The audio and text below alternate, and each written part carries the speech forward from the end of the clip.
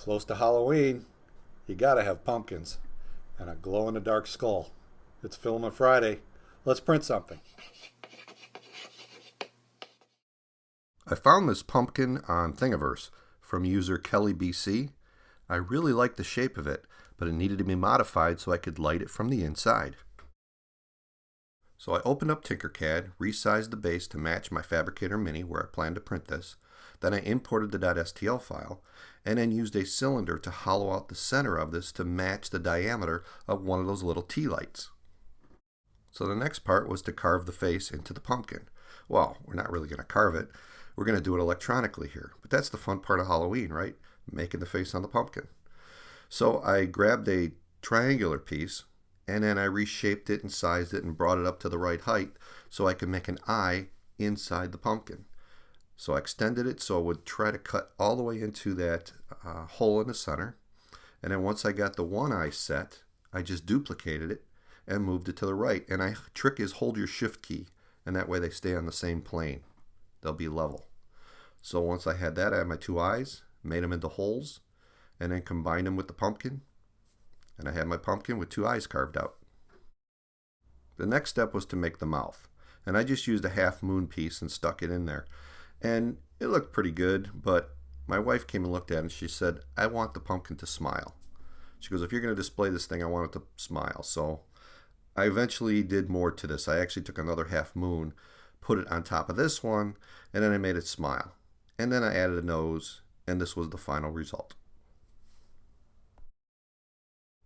I printed it on my Fabrikator Mini at a 0.2 layer height and a 20% fill. And inside you can still see some stringing. It kind of looks like the guts of a pumpkin, so it looked pretty good. But I wanted to try something else, so I went back to Thingiverse. So then I found this Halloween pumpkin from user 3DWP. And what's really cool is it's got a face carved in the back of it, so you don't see the face until you light it up. So I figured I'd try this one. So I printed this on my Fabrikator Mini using a clear plastic, which probably was a mistake because you could see the face even when it wasn't lit up. But when it did light up, it was kind of cool looking. So I liked it, but I decided I wanted to try something different. Went back to Thingiverse and I found this really cool skull. It was submitted by user mech, but I think it was a remake of someone else's. He just cleaned up the file that had some errors in it. So that's cool, I don't have to do it. So I downloaded this and decided to print it on my Vinci. So I imported it into XYZware. I chose a 0.4 layer height, a 5% fill, and it said 4 hours and 27 minutes and 51 meters of plastic. I also enabled supports because there was a lot of little nooks and crannies that I knew would be a problem. Now they said you could print it without supports, but I just didn't trust it. So this would require some cleanup. I also put down a raft to help it stick to the bed. So it stuck to the bed really well. The raft worked. So I used a window scraper to break away enough so I could get the putty knife underneath it and then finished getting it off. So there was no warping in this. It stuck really well. And now the fun part, breaking away the support. The XYZware software makes pretty good support. It breaks away pretty easy by hand. And then I used just tools to gouge out the eyes and the nose.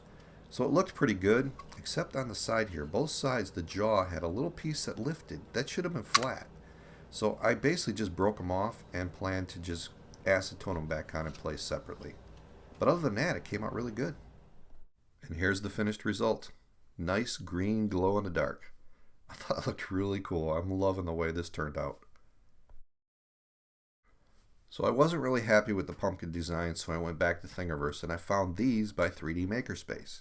They're a bunch of little tiny pumpkins designed to sit on top of a tea light. I really like the smiley face one, so I imported that and then I resized it 2 times size and sent it to my Fabrikator Mini. Now I printed it upside down so I wouldn't need supports. And I printed at a 0.4 layer height and a 5% fill, which wasn't enough because I was getting splitting all over the thing. And then I got a huge split at the top. So I knew I'd get some splitting at this, but it was a little more than I expected. I ended up gluing that big gap with some acetone and a clamp. But when it was done, it glowed kind of nice and looked like a little bit like a real pumpkin. So I decided to make another one, a 4 times size. Only this one I sent to my Vinci that I reflashed with Repetier. And again, I did a 0.4 and a 5% just because I wanted this to print quicker. And I got a little bit of splitting, which glows here, but I like the look. It kind of looks like a real pumpkin to me. So overall, I was happy with this pumpkin. I was done. So that was a lot of prints in a short period of time trying to get this ready for Filament Friday. And it wasn't just these that I showed you. I had a lot of failures along the way as well. In fact, I had all three of these running. I had the small pumpkin, this guy here, I had the big pumpkin, this guy here, and I had the skeleton going on 3 different printers. And they're all kind of tied to the same power source, which is probably kind of dumb, because I plugged in my hot air gun, and it was just enough power on that strip to blow the fuse. And so all 3 prints stopped, and it just wasn't easy to restart it from where they were. So I had to start over. And one of these was printing really good. I had it on a much finer detail. So that's why these were kind of printed at the 0.4 and so rough, because I had to get them done for, for the show.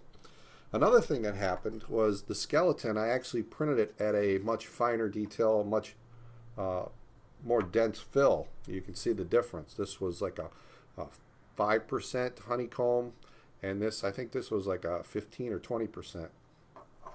But what happened is it was printing and looking really good, and then it just stopped coming out of the hot end, out of the extruder on the Vinci 1.0. Now that's the older hot end, and I was running that glow-in-the-dark filament, which there is no glow-in-the-dark cartridge, so that's a whole nother story that I'll talk about in another video. But what I discovered is that this is ABS plastic, and I thought that hot end would handle ABS no problem, but it didn't. It stuck. And it didn't take much to unclog it. It wasn't really clogged that much. It just was like sticking. So I tried that trick that I've showed you before, where I put a little bit of foam soaked in olive oil, clamped around the filament, and that was the charm. That's how this one was printed. So that trick not only works for PLA, that I've used it on here on the Fabrikator Mini, it works on any printer, and it actually helps. So that was another lesson learned. I'll have more about the 1.0 and how this all happened in a future video, so stay tuned. So that's all I got for now. If you like this video, give it a thumbs up. If you like my channel, please subscribe. It lets me know you want to see more.